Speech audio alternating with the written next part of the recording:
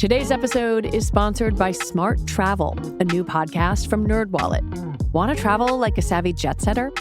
No, that doesn't mean a monogrammed passport case. It means making smart decisions every step of your trip, which means knowing your options. Smart Travel unpacks the facts, like which booking sites actually save money, how to fly first class using points, and if that fancy travel card is a smart investment. All so you can save more on your next adventure. Stay tuned at the end of the episode to hear the Smart Travel trailer. And be sure to follow Smart Travel from NerdWallet so you can start traveling like a pro. Today's episode is sponsored by Smart Travel, a new podcast from NerdWallet. Want to travel like a savvy jet setter? No, that doesn't mean a monogrammed passport case. It means making smart decisions every step of your trip, which means knowing your options. Smart Travel unpacks the facts, like which booking sites actually save money, how to fly first class using points, and if that fancy travel card is a smart investment. All so you can save more on your next adventure. Stay tuned at the end of the episode to hear the Smart Travel trailer. And be sure to follow Smart Travel from NerdWallet so you can start traveling like a pro.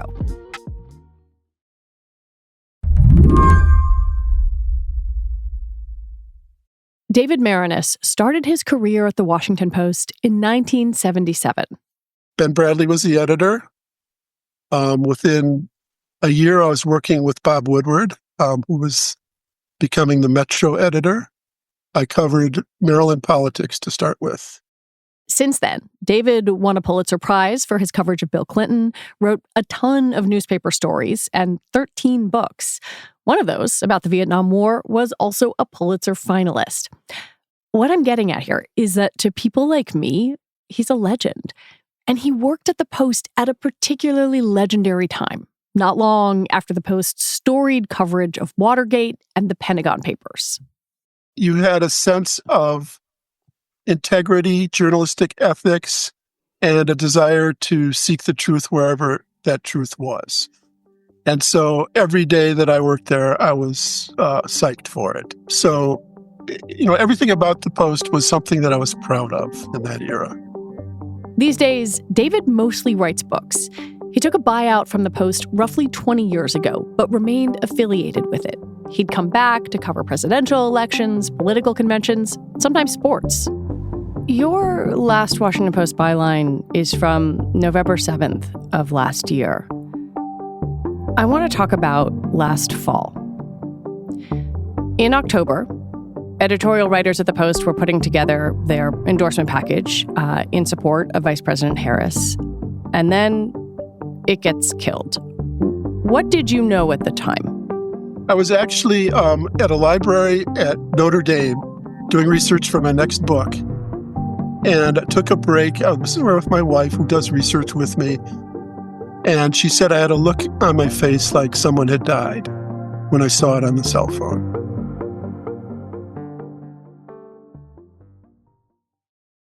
What he saw was that the paper's owner, Amazon founder Jeff Bezos, had personally made the decision. There's a notion that, of course, an owner has the right to dictate what a newspaper will be. And I think on one level, I understand that, but on a deeper level, I reject it. I think that the Post is a public trust, and it has a reputation that goes beyond who the owner is at any one time. A reputation that has faltered. More than 300,000 subscriptions were canceled after the endorsement was pulled. Another 75,000 digital subscriptions were canceled when Bezos announced late last month that he would overhaul the Post's opinion page to support, quote, personal liberties and free markets. When he saw that, David walked away from a 48-year affiliation with the Post. First of all, I have no idea what personal liberties they would apply to. But secondly, this is at a moment when the only laser focus of any newspaper that believes in the First Amendment and freedom of the press and democracy should be a laser daily focus on the daily destruction of democracy. That's what the editorial page, that's what the entire newspaper should be doing now. There's nothing else going on. That's it. We're in danger of losing our democracy. To be clear, David has never met Jeff Bezos, and he still loves the news side of the paper. But he doesn't recognize the institution he came up in. The Washington Post, historically, has held power to account. I mean, that is the thing that the paper is most famous for. What does this episode tell you about whether Jeff Bezos views that as the role of the paper? I don't think he does. Every reporter who works at the Washington Post believes in that, but the owner doesn't. And that's the difference. And I don't think the publisher does either. So the two top people don't believe in that. They believe in accommodation. They believe in genuflecting to power. And that's intolerable. And at this moment, it's especially dangerous. Today on the show, how and why Jeff Bezos went from saying Donald Trump was eroding democracy to standing by him on Inauguration Day. I'm Lizzie O'Leary, and you're listening to What Next TBD, a show about technology, power, and how the future will be determined. Stick around.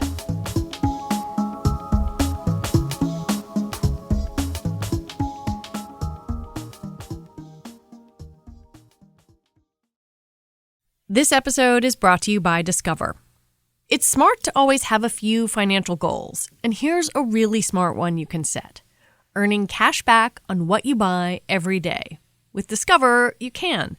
Get this, Discover automatically matches all the cash back you've earned at the end of your first year. Seriously, all of it. Discover trusts you to make smart decisions. After all, you listen to this show. See terms at discover.com/creditcard. When you check out at the pharmacy, you see the journey from idea to medicine, thanks to our intellectual property system, or IP for short. IP safeguards inventions, like a new way to prevent seizures or lower cholesterol. And IP supports competition from other brands, then lower cost generics, which are 90% of prescriptions filled in the U.S. Innovation, competition, lower costs, thanks to IP. Learn more at phrma.org/IP Works Wonders. If you want to understand Jeff Bezos now, you have to remember what the first Trump administration was like for him. It was 4 years of nonstop vitriol from Donald Trump to Bezos and his companies. It was probably one of the most painful relationships in corporate America. That's Dana Mattioli, a reporter for the Wall Street Journal and the author of The Everything War, Amazon's ruthless quest to own the world and remake corporate power. Well, I would say one of the biggest issues that Trump took with Bezos himself was his ownership of the Washington Post. He viewed that newspaper's coverage as politically motivated, and he really spoke about it any chance he could. He then would attach Bezos' ownership to the Washington Post to his other companies and use that as a vehicle to attack Amazon in particular. He would say that the Washington Post was a lobbying arm of Amazon's. And there's a scene in my book that I think was really telling it into, Donald Trump's psyche as it related to that newspaper. People told me that Trump couldn't envision a newspaper owner not using his newspaper to attack enemies.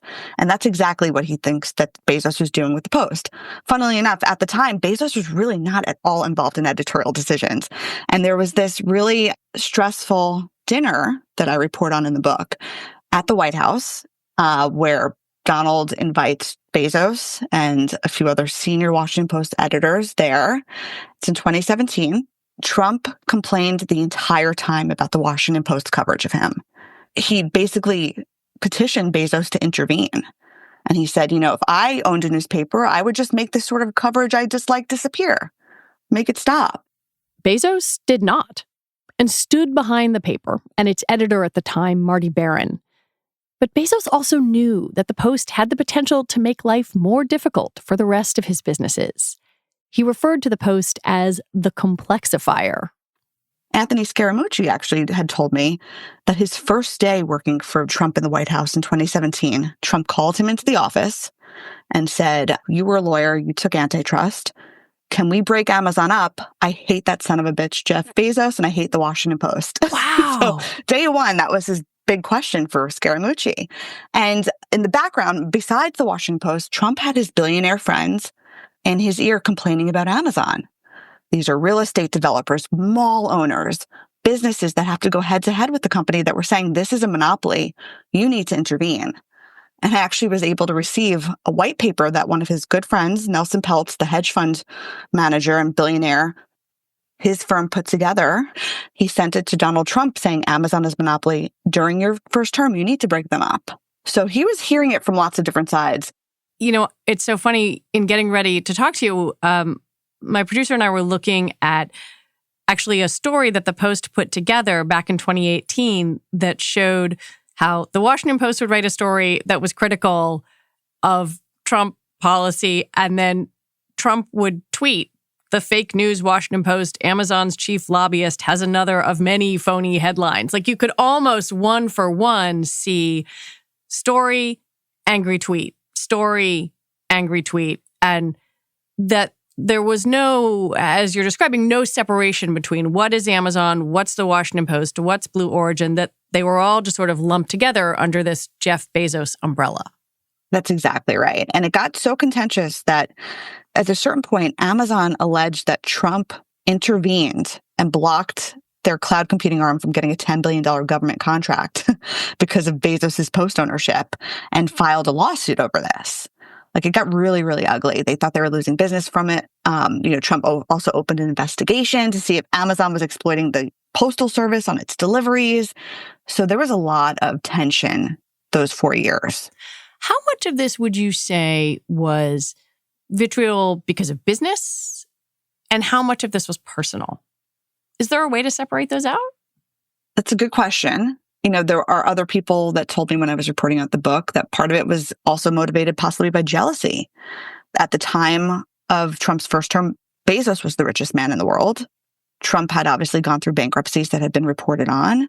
So people in his, in his cabinet had told me that. So I think there's a lot of things that contributed to this, but I think the Washington Post was a particular sticking point. There was also another, complexifier.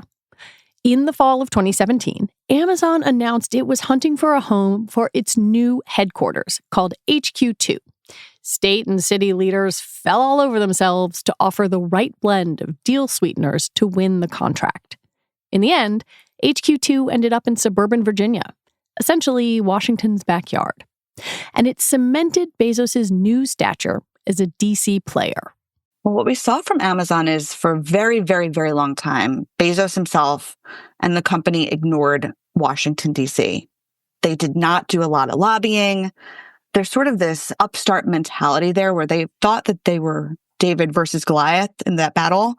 And what we've seen more recently is that they've really had to dedicate themselves to the traditional, Washington infrastructure, lobbying, the money that comes along with that. And they're one of the biggest spenders. Now, when it relates to lobbying dollars, they have a very big team in DC.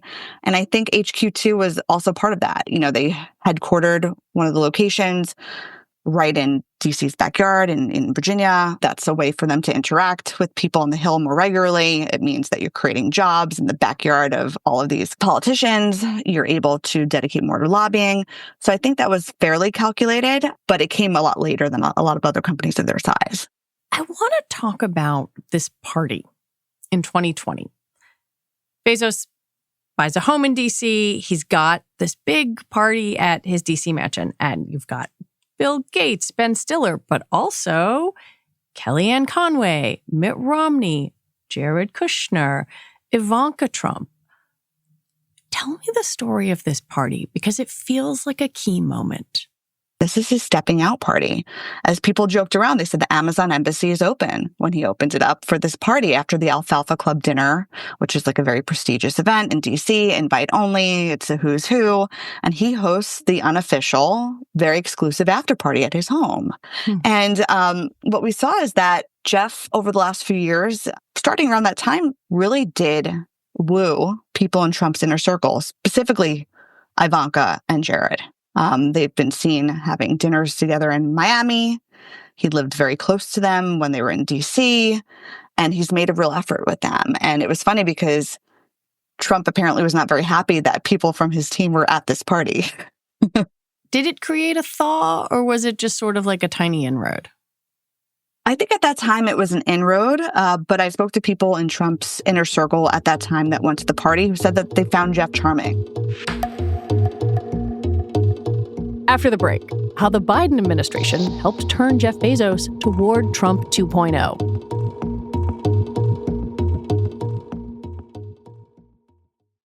At Sierra, discover top workout gear at incredible prices, which might lead to another discovery. Your headphones haven't been connected this whole time. Awkward.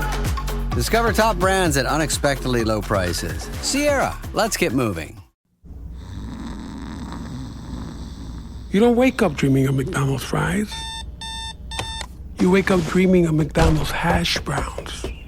McDonald's breakfast comes first. Ba-da-ba-ba-ba. Your data is like gold to hackers. They're selling your passwords, bank details, and private messages. McAfee helps stop them. Secure VPN keeps your online activity private.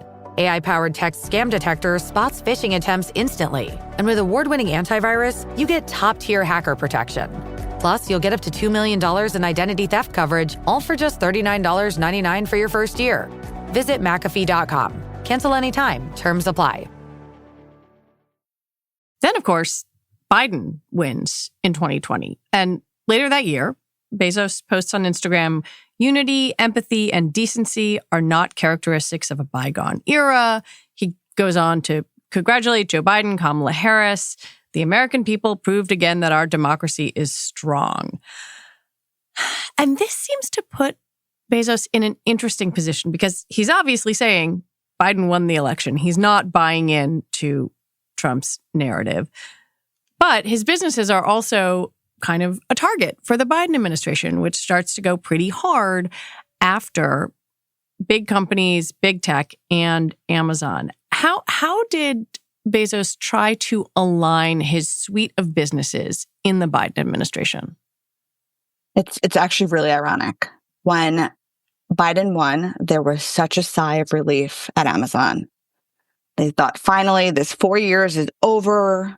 We have someone in the White House who we're ostensibly close to. At the time, the head of government relations and PR at Amazon was this man named Jay Carney, who was Biden's spokesperson when he was VP and Obama's spokesperson when he was president. So they thought they had all of these inroads. And it wound up being an even more painful 4 years than the Trump years. There was less vitriol and rhetoric on Twitter, but behind the scenes, there were policy changes that were really, really detrimental to Amazon. And they get sued. They get sued for being a monopoly. But not only that, Biden he ran on being notoriously pro-union. One of the biggest anti-union companies in this country is Amazon. And that made them a constant target of his administration as it related to labor practices. It also meant that Jeff was very much iced out of the president's roundtables and never really got invites to much. His advice was not solicited by this administration. It became very, very contentious. When you say that, it reminds me of Elon Musk not being invited to an electric vehicle summit in the Biden administration and how motivating that was for him in his antipathy toward Joe Biden. Completely. Was it similarly motivating for Bezos, do you think, not being consulted and also having the sort of rhetoric of the Biden administration be so pro-union and so kind of aggressively anti-corporate in their words? I don't have the same lens into Bezos' psyche as we do on Elon's in the same way, but I could tell you that Bezos and his most senior team of people at Amazon thought that there was not another company in history at this period that received such hostility from lawmakers as Amazon during Biden's term. He also put Lina Khan, who had risen to fame writing a law review article saying that Amazon is a monopoly and should be broken up, as the head of the FTC. He espoused this view of antitrust that could really hurt Amazon. It was really a tough 4 years for them there as well. And even though it was less on the surface, you couldn't tell from nasty tweets. There wasn't this sort of open vitriol. Behind the scenes, it was pretty icy. There's this tweet from May of 2022. Then President Biden says, "You want to bring down inflation? Let's make sure the wealthiest corporations pay their fair share." He doesn't mention Amazon. Bezos responds, "The newly created disinformation board should review this tweet, or maybe they need to form a new non sequitur board instead." This is all about raising corporate taxes. And it's just so interesting to me that there's this little Twitter war happening. Clearly there's a lot of policy stuff going on, but also it feels like some feathers are getting ruffled. That's completely true. Bezos and his team were upset that Biden kept inviting Doug McMillon, the Walmart CEO, to these White House roundtables, but not them, even though they're a very big employer, a very big source of GDP. And there's a scene in my book where an Amazon executive speaks to someone very senior in the White House and says, "What's going on? Why are we not invited?" And the person references that tweet you just said and says, it's really difficult to have conversations with someone who's out there kicking the shit out of you publicly on Twitter. It's very hard to pick up the phone and have a candid conversation if that's your public posture. But behind the scenes, Amazon had a lot of pent up aggression and anger at the Biden administration too. And that you see that come to a boil. And Amazon also learns that Biden and his team view Amazon as too toxic to touch. That's the exact term.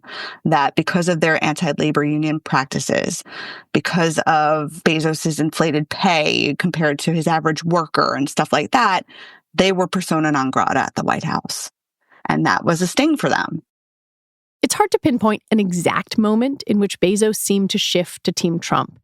But throughout the spring and summer of 2024, many Silicon Valley CEOs seemed to drift in that direction. Then came October and the post-endorsement fiasco. Just days after Trump's win, Bezos was interviewed at the New York Times Deal Book Conference and said he was optimistic about a second term. I'm very hopeful about this. He seems to have a lot of energy around reducing regulation. And my point of view, if I can help him do that, I'm going to help him. What about the idea that he thinks that the press is the enemy? Well, I think I'm going to try to talk him out of that idea. I don't think the press is the enemy. I think it's worth laying out what businesses Jeff Bezos has that are regulated by the government, that are in front of the government right now, that touch the federal government in any way. Yeah, well, the first one's Amazon, which is obviously the biggest retailer in the world. It's the subject of a Federal Trade Commission lawsuit where they've been accused of being a monopoly. That will go to trial next year. But it also interacts with the government in many ways as a vendor, not only on the cloud computing side, where it's the vendor for the CIA and other major agencies, and it gets government contracts, but it also sells the government lots of things like, office supplies and toilet paper and things like that, right? And then on the aerospace side of this, Jeff Bezos founded a company called Blue Origin that competes head-to-head with Elon Musk's SpaceX. This is all about sending people to space. And I would say seeing Elon Musk get so close to the president during those final months of the election and now in office was rattling for people at Blue Origin to see their biggest, most fiercest competitor that they're going to go head to head with on contracts, federal contracts in the Oval Office is something that they had to consider as well. I want to talk about two Amazon projects here. One is the documentary about the First Lady, Melania Trump. You guys broke the news, I believe, of her pay package for this, right? Amazon's paying some $40 million, but she'll take home, what, $28 million? At least. It's more than 70% of that. And then earlier this month, Amazon announced that it would start streaming The Apprentice. How do you read that move? I mean, it was very interesting that they decided to do this now and not during Trump 1.0. You could see more than half the country voted for Donald Trump. So there's definitely an audience base. So there could be a real rational business decision here, right? I think what everyone is trying to figure out is what the economics of that look like for Donald Trump. When he made that series with his producer, he had sort of an unusual contract where he had a lot of the financial upside in a way that most stars of TV shows didn't. And I think the big question is how much of this streaming package will, or if any of it will go to Donald Trump. Do we know? We don't know. Because it does seem on its face like a way to curry favor with the administration. And it also seems like a smart business decision, as you're saying. Many people did vote for President Trump and probably want to see The Apprentice again. That's right. It was a hit television show at the time, which I think a lot of people forget. What every reporter is trying to figure out right now is what the economics look like. If this is another, Melania Trump documentary deal sort of situation. We have talked about Elon Musk. We've talked about Mark Zuckerberg. One of the things that we looked into a lot on this show is trying to parse out what is business and what is belief, personal philosophy? Like, how much of this is someone saying, hey, I have employees and I have customers and I have a duty to try to maximize the profit of my corporation? And how much of this is, I like this guy and I believe what he's saying? In terms of your reporting, do you have any way to parse out what's what? It's hard for us to know what's going on in the brains of these CEOs. What I could say is that there was a marked difference when you look at Donald Trump's inauguration just this past December versus his first one or versus other presidential inaugurations. This was the hottest ticket in CEO suites in corporate America.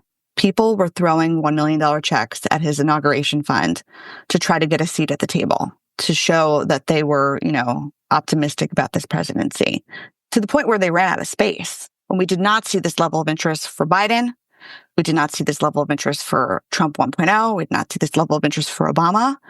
So it seems like, especially with these very high-profile inaugural donations earlier on in the cycle, which we broke, like the Bezos one, the Zuckerberg one, that corporate America took note and said, we have to be there. And that's definitely a market difference. It's unclear what Jeff Bezos and other big tech CEOs might get from this administration. But on Tuesday, President Trump moved to fire the 2 Democratic commissioners of the Federal Trade Commission. Those firings will be challenged in court. Also on Tuesday, the FTC removed 4 years of business guidance blogs from its website. That includes blogs critical of Amazon. And the president's nominee to run the Occupational Safety and Health Administration is a former Amazon executive. Amazon has long been subjected to OSHA scrutiny over safety in its warehouses. I think it's safe to say that the Jeff Bezos of 2025 acts, talks, looks different than the Jeff Bezos of 2013, 2015. When you talk to people within the company and around him, does Bezos seem all in on the Trump team? Does he now seem confident that the pivot that he has made is the right one? When I speak to people who are really close to him at senior levels at Amazon, for instance, they're really curious about his new public stance. They don't know how much of this is self-preservation because of his businesses relying on government contracts and the likes, because of the Biden administration, not being great to them, versus how much of this is like a real ideological change.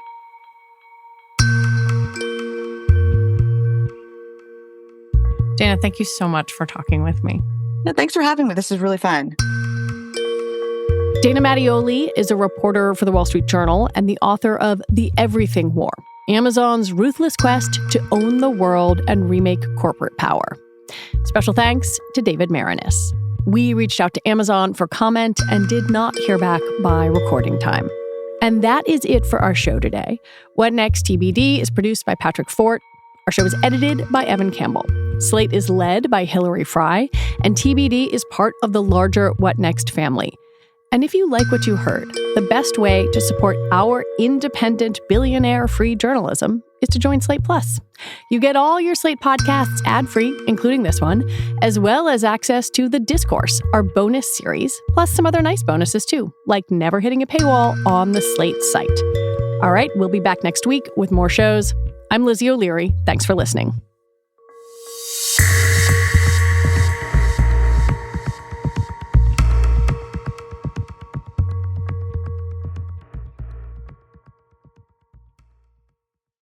Today's episode is sponsored by Smart Travel, a new podcast from NerdWallet.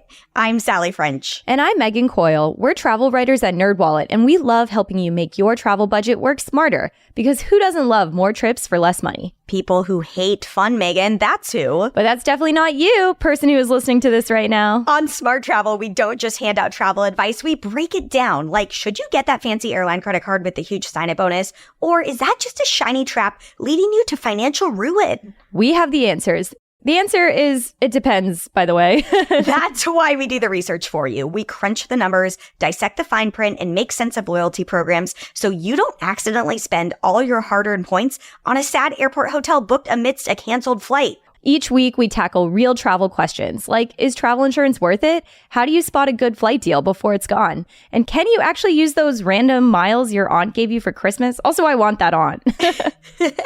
Look, we don't just sit here and talk about travel. We live it. I once turned a canceled flight into a free trip to Denver, $200 in United vouchers, and $45 in Starbucks gift cards. And you were so patient through it all. We've got practical tips, expert interviews, and plenty of hot takes. I call them hot takeoffs. To help you travel smarter, not harder. So whether you're planning your next getaway or just love staying ahead of the travel game, follow Smart Travel on your favorite podcast app. Your passport will thank you, and so will your wallet. Today's episode is sponsored by Smart Travel, a new podcast from NerdWallet. I'm Sally French. And I'm Megan Coyle. We're travel writers at NerdWallet, and we love helping you make your travel budget work smarter. Because who doesn't love more trips for less money? People who hate fun, Megan, that's who. But that's definitely not you, person who is listening to this right now. On Smart Travel, we don't just hand out travel advice, we break it down. Like, should you get that fancy airline credit card with the huge sign-up bonus? Or is that just a shiny trap leading you to financial ruin? We have the answers. The answer is, it depends, by the way. That's why we do the research for you. We crunch the numbers, dissect the fine print, and make sense of loyalty programs so you don't accidentally spend all your hard-earned points on a sad airport hotel booked amidst a canceled flight. Each week, we tackle real travel questions like, is travel insurance worth it? How do you spot a good flight deal before it's gone? And can you actually use those random miles your aunt gave you for Christmas? Also, I want that aunt. Look, we don't just sit here and talk about travel. We live it. I once turned a canceled flight into a free trip to Denver, $200 in United vouchers, and $45 in Starbucks gift cards. And you were so patient through it all. We've got practical tips, expert interviews, and plenty of hot takes. I call them hot takeoffs. To help you travel smarter, not harder. So whether you're planning your next getaway or just love staying ahead of the travel game, follow Smart Travel on your favorite podcast app. Your passport will thank you, and so will your wallet.